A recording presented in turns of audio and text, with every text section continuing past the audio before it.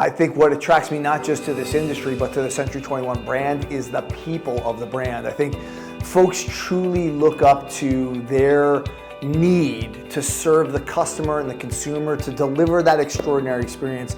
They take it so seriously, what it means to the home buyer and sellers, and that kind of life-changing moment of purchasing or selling a home, but more importantly, what it means for their communities. And I think the best thing about real estate, and certainly Century 21 brand, is the people who are part of the business and the industry. Yes, absolutely. I think most important thing is to allow yourself the scheduling of the events that make the biggest impact on what you're trying to accomplish. And so if that's just a couple hours a day, or like Vicki said earlier in the meeting, figuring out the times of the day where you can put in revenue producing activities. I think it's ultimately important for all of us to have that schedule and to make sure that we're following it, because as we talked about a little bit earlier with some of the top agents, consistency is king, and as Jared James would say, consistency is undefeated. I think one of the biggest hurdles is the constant change and a lot of the noise that's out there in the industry. And so it's very easy to get sidetracked or maybe even thrown off of your game plan. And I think what we learned today, and was a great kickoff for 2024, is really staying true to the basics and the constants that are going to move your business and progress it forward. And we learned so many tips and tricks from an amazing amount of speakers today, and I'm hoping that as a real estate profession, we can continue to stay focused on the little things that matter.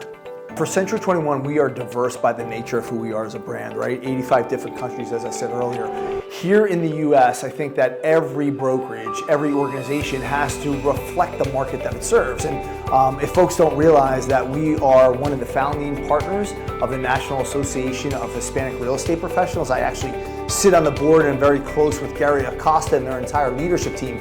But if you don't know this, it's a stat that is worth knowing, that 70% of first-time home buyers in this country, in the United States, across the country, will be Latino in the next 20 years. And so it is just smart business to understand that marketplace, to understand how to serve it, and to meet their needs on that home buying and selling process. And I think that you're gonna notice that in almost any market across the country that you go into.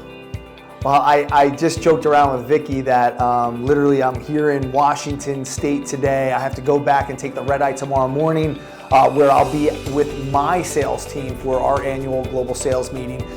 Next week I'll be in Oklahoma City. The week after that I'm going to Alaska. Following I'm going to Nashville.